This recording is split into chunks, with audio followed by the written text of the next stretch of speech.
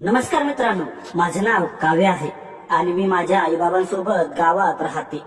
माझा एक काका आहे ज्याचं लग्न झालं आणि तो त्याच्या बायकोसोबत म्हणजे माझ्या काकूंसोबत शहरात राहतो. माझ्या काकूंचे नाव सीमा आहे. त्या खूप मोकळ्या विचारांच्या बाई आहेत आणि मला आपल्या लहान बहिणीसारखं प्रेम करतात.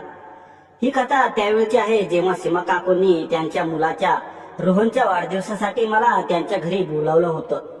मी वाढदिवसाच्या 2-3 दिवस आधीच काकूंकडे पोहोचले होते.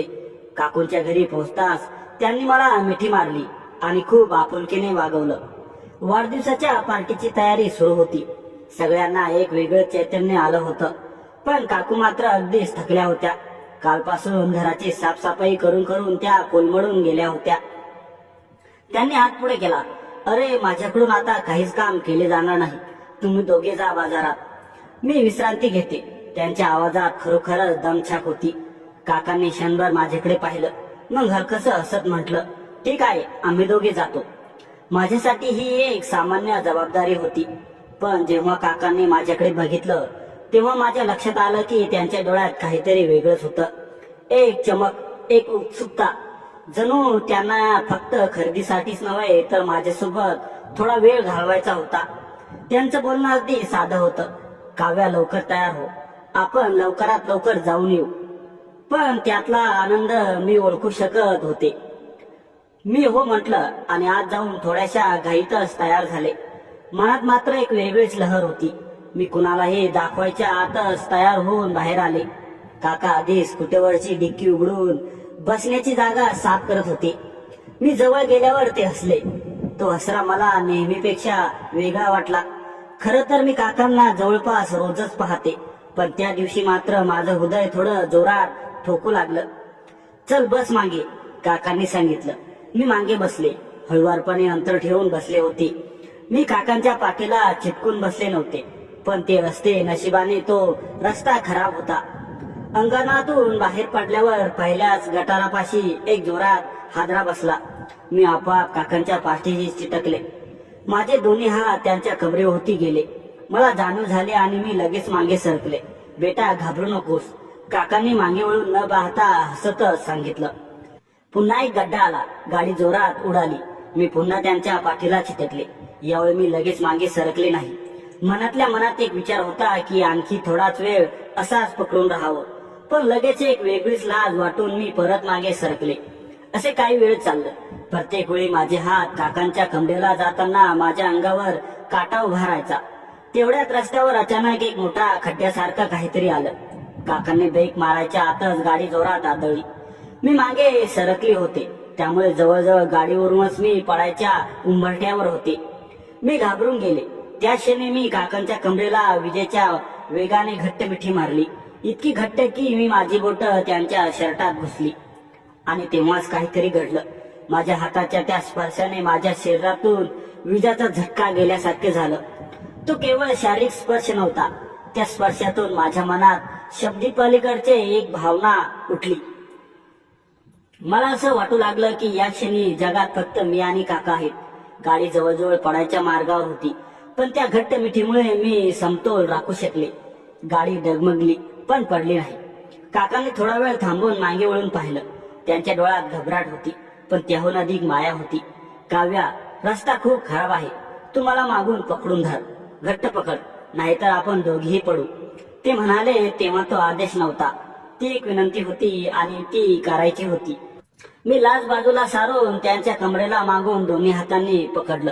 यावेळी मी अगदी चिटकून बसले होते. काकांच्या उबदार पाठीचा स्पर्श मला एक वेगळी सुरक्षा आश्रय वाटू लागला.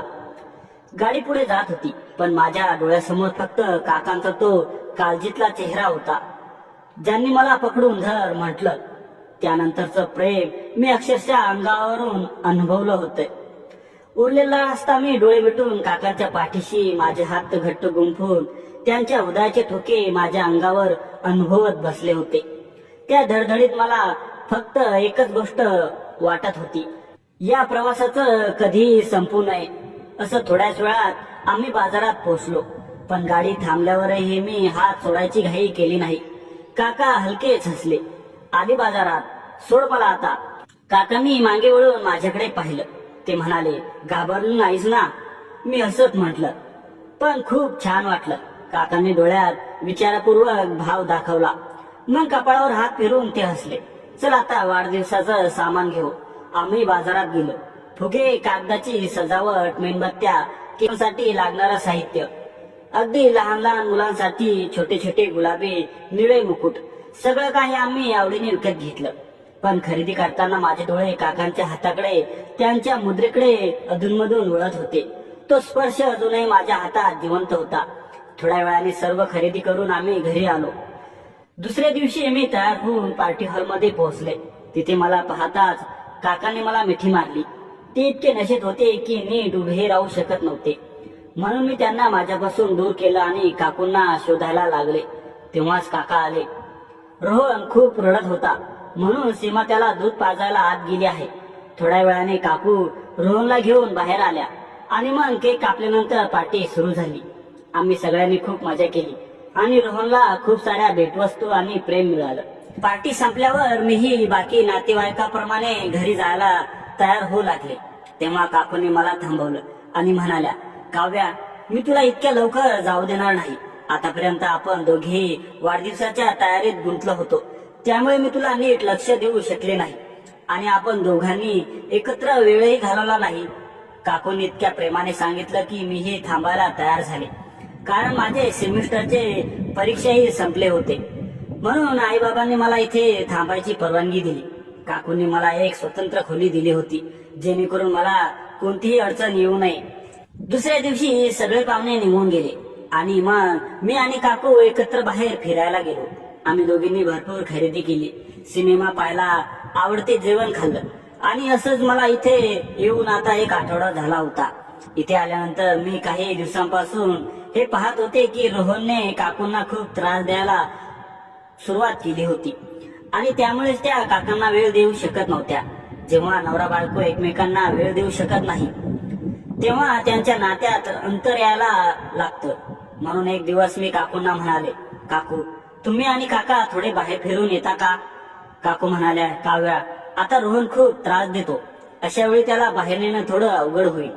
मी काकूंना धीर देत म्हणाले, काकू, तुम्ही रोहनची काळजी करू नका, मी त्याला सांभाळेन आणि आता तो मला ओळखायलाही लागलाय, त्यामुळे जास्त त्रास होणार नाही.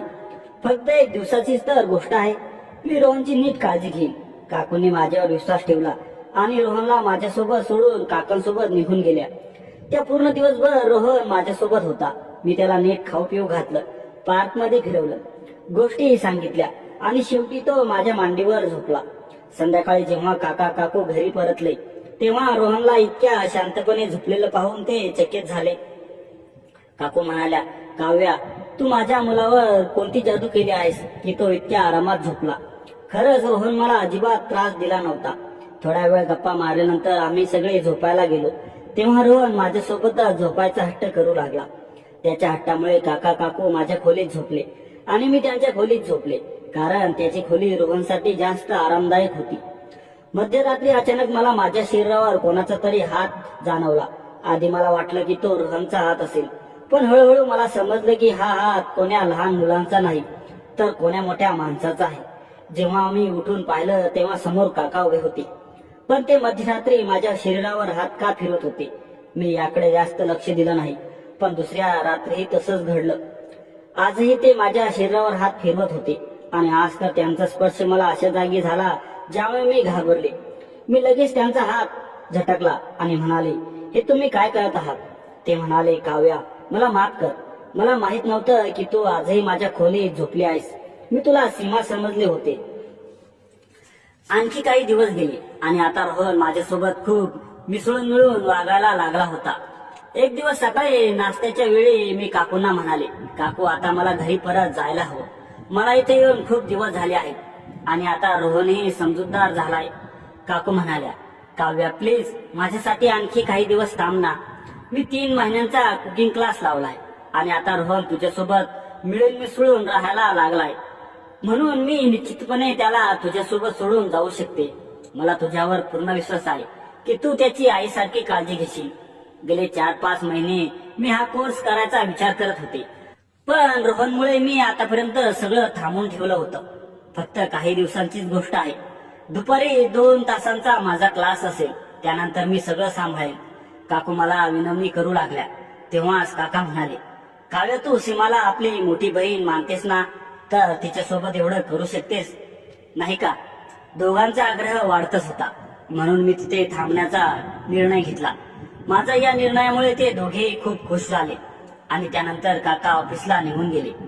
ते गेल्यावर काकूंनी मला मिठी मारली आणि म्हणाल्या, काव्या, फक्त आणि फक्त तुझ्यामुळेच मी हा कोर्स पूर्ण करू शकणार आहे. फक्त काही दिवसांची गोष्ट आहे.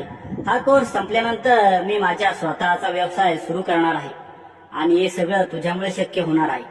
काकूंना इतक्या खुश पाहून मीही खूप खुश झाले. दुपारची वेळ होती. संपूर्ण घरात एकांत पसरला होता. काकू क्लाससाठी गेल्यापासून रोहन अस्वस्थ होता. मी त्याला उचलून घेतले. हळुवारपणे जेवण भरवायला सुरुवात केली, पण अचानक त्याच्या चेहऱ्यावर भाव बदलले. ओठ थरथरले आणि मग एक जोरदार किंचाळी घरात गुंजली. त्याचे हात पाय आकडले, तोंड लाल भडक झाले. मी घाबरून गेले. मी धावत स्वयंपाकघरात गेले. रोहनची दुधाची बाटली उकळायला ठेवली. माझा श्वास चढला होता. पाठीमागून कोणीतरी येत आहे हे मला अजिबात कळले नाही. आणि मग पाठीवर हात जोराची मिठी. मी एकदम गोठून गेले. काकू, असा विचार मनात आला. तोच माझ्या मानेवर कोणाचा तरी स्पर्श जाणवायला लागला. तो स्पर्श इतका नाजूक होता की मी माझ्या अंगात विजेचा झटका लागल्यासारखे झाले. माझे संपूर्ण शरीर शहारले गेले. असा स्पर्श मला आजपर्यंत कधीच झाला नव्हता. तो स्पर्श मला पहिल्यांदा नकोसा वाटला, पण थोड्या वेळाने मला तो स्पर्श हवासा वाटू लागला. नंतर मी थोड्या वेळाने भानावर आले आणि माझ्या तोंडून एक अनियंत्रित किंचाळी बाहेर पडली. मी झटकन मागे वळले. डोळ्यात राग, धक्का, घाबरट सगळे मिळून काका माझ्यापासून एक पाऊल मागे सरकले. त्यांचे हात वर झाले होते, जणू काही त्यांना न्यायासमोर उभे केले आहे. डोळ्यात खरी भीती होती. अरे काव्या, तू काय करतेस? त्यांच्या आवाजात एक थरकाप होता. हे सीमाचे कपडे, तू तिच्यासारखेच का दिसत होतीस? मी मागून पाहिले. मला वाटलं सीमा इथे उभे आहे. गैरसमज झाला माझा. मी क्षमा मागतो. मी अजून थरथरत होते. मान हाताने झाकली. बोटांखाली ओले वाटले होते. घाम की रक्त मला कळेना. रोहन आता जोरात रडत होता. दूध उकळून वर आले होते. काका हळूहळू माझ्याकडे आले, पण आता दूर उभे राहिले. बरं वाटत नव्हतं. ते म्हणाले, तू जी शिक्षा द्यायची ती दे, पण मी जाऊन बर्फ आणतो, तुला वेदना होईल. ते परत आले तोवर मी रोहनची बाटली घेऊन आपल्या खोलीत शिरले होते. खोलीत जाऊन दार लावले. अंग थरथरत होते. काही वेळाने हळूहळू दाराची कडी वाजवली. काका दाराशी बर्फाची पिशवी घेऊन उभे होते. ते दे, मी फक्त एवढेच म्हटले. त्यांनी आत येऊन माझ्या मानेवर हात लावला. मी अजून इकडे तिकडे पाहत होते. बर्फाचा तुकडा ज्या ठिकाणी दाग बसले होते तिथे फिरू लागले. माझी त्वचा सुन्न होत होती. काकांचे हात मात्र थरथरत होते. हा प्रसंग आपण कुणालाच सांगणार नाही. काकांनी पुटपुटल्यासारखे केले. मी गप्प होते. खिडकी बाहेर ढग जमत होते. रोहन आता दूध पिऊन झोपला होता. माझ्या मनात विचार चालू होता, ही घटना फक्त गैरसमज होता की काहीतरी अधिक घडत. पण त्या क्षणी मी फक्त दार बंद करून बसायचं ठरवले. बर्फ वितळत होता. मानेची आग हळूहळू विझत होती, पण आतून एक वेगळाच आनंद येत होता. कुणास ठाऊक, पण मला त्यांच्या कृतीत काही ठीक वाटत नव्हती. म्हणून मी म्हणाले, काका, तुमच्या मदतीची गरज नाही. आता मला बरं वाटतंय. पण तुम्ही काही तासापूर्वीच तर ऑफिसला गेला होतात. मग इतक्या लवकर परत कसे आलात?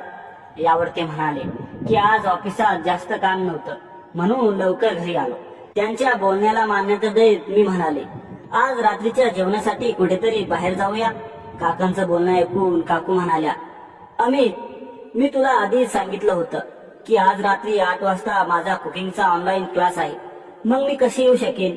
यावर काका म्हणाले, सीमा, जर तू येऊ शकत नसतील तर मी काव्याला कुठेतरी बाहेर घेऊन जाईल, कारण ती गेल्या काही दिवसांपासून आपल्यासाठी खूप काही करते. थोडं बाहेर जाईल तर तिचं मनही चांगलं होईल. मला काकांसोबत एकट्याने जायचं नव्हतं, पण त्यांनी काकूंना सांगितलं, सीमा, तू काव्याला बाहेर फिरायची परवानगी दे.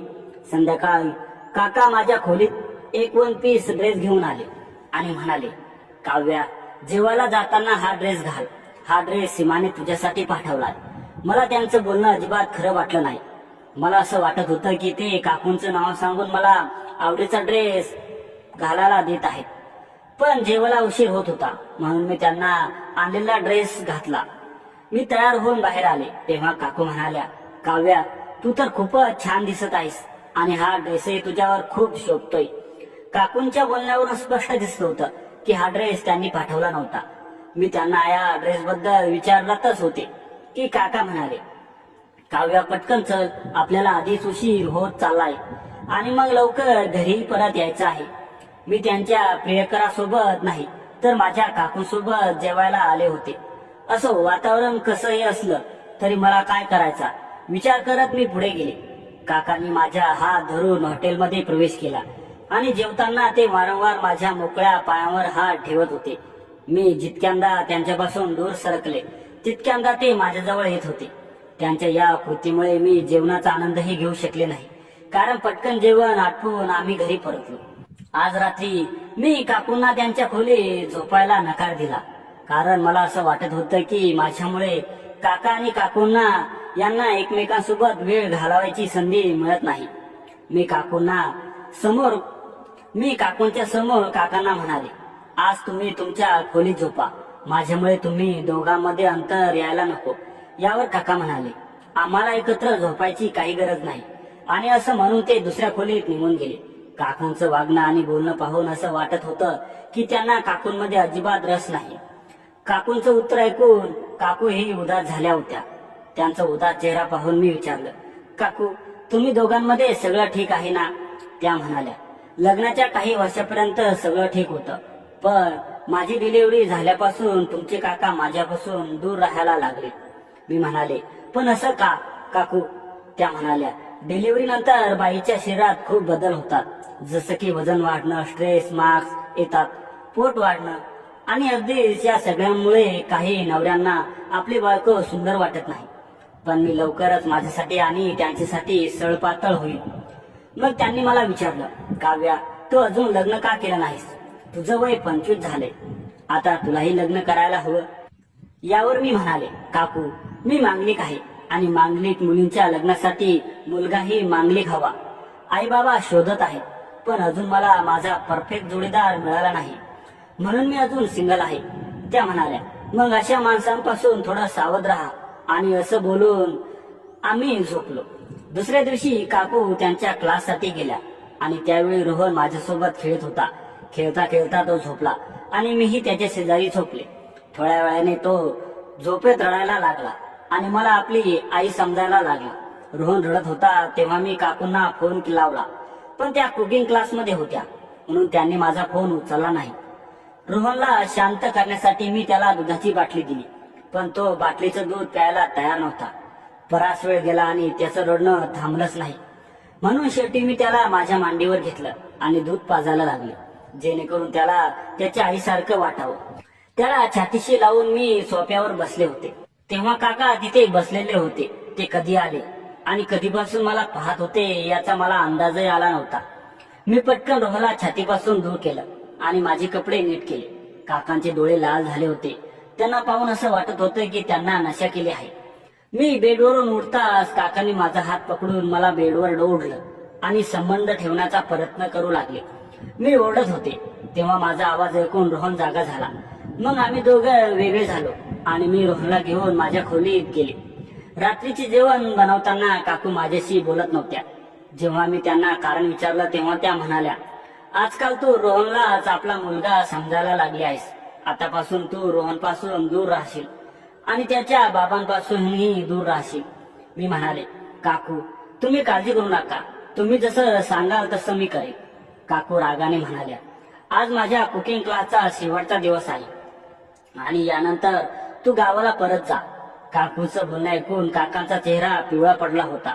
आता मलाही घरी जायचं नव्हतं, कारण काका आणि माझं नातं वेगळं होत चाललं होतं आणि मला खात्री होती की काका काही ना काही मार्ग काढतीलच, कारण ते माझ्याकडे इतके आकर्षित होत चालले होते की मला लवकर जाऊ देणार नव्हते. दुसऱ्या दिवशी सकाळी काकांनी मला त्यांच्या खोलीत बोलवलं आणि मी ग्लास त्यांच्याकडे पुढे करताच काकांनी माझा हात पकडला आणि म्हणाले, किती वाट पाहायला लावणार आहेस? मी तुला किती वेळ इशारे दिले आहेत की मला तुझ्यासोबत वेळ घालवायचा आहे, पण तू ऐकतच नाही. मी विचारलं, तुम्ही लग्न झालेलं असूनही माझ्या इतक्या जवळ का येता? जर यामुळे तुमचं नातं तुटलं तर काकूंना खूप वाईट वाटेल. मग तुम्ही त्यांना काय उत्तर द्याल? काका म्हणाले, काव्या, तू खूप जास्त विचार करतेस. सीमामध्ये आता ती पहिली गोष्ट राहिली नाही आणि आता मी तिच्यावर प्रेमही करत नाही. मी तिला कुकिंग क्लास करू देत आहे कारण माझी नोकरी सुटली आहे. जर तिने व्यवसाय केला तर मी आरामात तिच्या कमाईवर ऐश करेन. तुला काही हरकत नसेल तर आपण लग्नही करू शकतो. आणि वैसेही रोहन तुला आपली आई समजायला लागलाय. मला त्यांचं बोलणं आवडलं नाही. तेव्हाच आमच्या खोलीचा दरवाजा उघडला आणि काकू आमच्या समोर उभ्या होत्या. मला काकांच्या मिठीत पाहून त्या चकित झाल्या. माझी नजर काकूवर पडताच मला काकांना ढकलून त्यांच्यापासून दूर केलं आणि काकूंजवळ जाऊन उभे राहिले. काकांनी काकूंना सांगितलं, सीमा, तू काव्याला आताच गावाला पाठवून दे. हिने आज माझ्यासोबत इतक्या चुकीच्या गोष्टी करायला प्रयत्न केला आहेस की मी तुला सांगू शकत नाही. जेव्हा मी माझी फाईल घ्यायला घरी आलो तेव्हा काव्याने संधी साधून मला मिठी मारली आणि आपल्या मर्यादा ओलांडा लावली. काका माझ्याबद्दल वाईट बोलत होते. त्यांनी काकूंना सांगितलं की मी त्यांच्यासोबत संबंध ठेवण्याचा प्रयत्न करत होते. त्यानंतर काकूंनी मला रागाने पाहिलं आणि मग वळून काकांना जोरदार थप्पड मारली आणि म्हणाल्या, अरे नीच माणसा, मी सगळं ऐकलं आहे. काव्या, पाण्याचा ग्लास घेऊन या खोलीत आल्यापासून मी फोनवर तुझ्या सगळ्या घाणेरड्या गोष्टी ऐकत होते. काव्याने काल रात्री तुझी सगळी खरी गोष्ट मला सांगितली होती, पण मी तिच्यावर विश्वास ठेवला नव्हता. पण आता मला सगळं समजलं की तू काव्याला इथे थांबवायला का आग्रह करत होतास. काल रात्री तुझ्या खऱ्या रूपाला बाहेर काढण्यासाठी तिने तुझ्यासोबत नाटक केलं होतं. जेव्हा तू तिच्यासोबत जबरदस्ती करायचा प्रयत्न केलास, आता मला समजलं की तू ऑफिसातही कोणत्या महिला कर्मचाऱ्यासोबत छेडछाड केली असेल म्हणून तुझी नोकरी गेली असेल. आणि हेच कारण आहे की तू दर महिन्याला नोकरी का बदलतोस. गेल्या 4 वर्षापासून तू मला मूर्ख बनवत आहेस. मी घरातलं सगळं सांभाळून ठेवलं आणि तू बाहेर मुलींवर पैसे उडवत आहेस. काव्याने मला ते सगळे मेसेज दाखवले जे तू तिला पाठवले होते. मी काकूंच्या समोर काकांचं खरं रूप आणायचं होतं आणि आता ते समोर आलं होतं. काकांनी माझ्यासोबत चुकीचे संबंध ठेवण्यासाठी मला वारंवार समजावण्याचा प्रयत्न केला, पण मी काकूंच्या विश्वासाला धोका देऊ शकत नव्हते. गेल्या काही दिवसांपासून काकूंना माझ्यावर आणि काकांवर संशय आला होता, म्हणून त्या माझ्याशी नीट बोलतही नव्हत्या. शेवटी काल रात्री मी त्यांना सगळं खरं सांगितलं की त्यांचा नवरा माझ्यावर कसा फिदा झालाय. त्यानंतर काकूंनी त्यांच्या नवऱ्यापासून वेगळं होण्याचा निर्णय घेतला. मला वाटलं की माझ्यामुळे त्यांचं वैवाहिक आयुष्य उद्ध्वस्त झालं. तेव्हा काकू मला म्हणाल्या, काव्या, तू माझं आयुष्य मोडलं नाहीस, तर उलट तू मला खूप धैर्य दिलंस. आज तुझ्यामुळे माझ्या नवऱ्याचं खरं रूप माझ्या समोर आलं. नाहीतर मी त्याच्यासाठी सगळं करत होते, पण तो बाहेर मुलींच्या मागे धावत होता. त्याने कधी आपल्या बायकोला नीट पाहिलंच नाही आणि माझ्या मेहनतीची कदरही केली नाही. काव्या, तू योग्य वेळी माझे डोळे उघडलेस. तुझ्यामुळे मी माझ्या कुकिंगचं स्वप्न पूर्ण करू शकले. आता मी लवकरच माझा छोटासा व्यवसाय सुरू करणार आहे. मी माझ्या पायावर उभे राहून माझ्या मुलाचा सांभाळ करणार आहे. काकूंनी त्यांच्या छोट्या व्यवसायाला सुरुवातही केली, जो खूप चांगला चालतोय. मी नेहमी काकू आणि रोहनला भेटायला जाते, कारण मी आजही काकूंना माझी मोठी बहीण आणि रोहनला माझा मुलगा मानते. तर मित्रांनो, मी जो निर्णय घेतला तो योग्य होता की अयोग्य, कमेंट करून नक्की सांगा. आणि कथा आवडल्यास कथेला लाईक, शेअर आणि सबस्क्राईब करायला विसरू नका. तर मित्रांनो, भेटूया पुढच्या व्हिडिओमध्ये. तोपर्यंत धन्यवाद.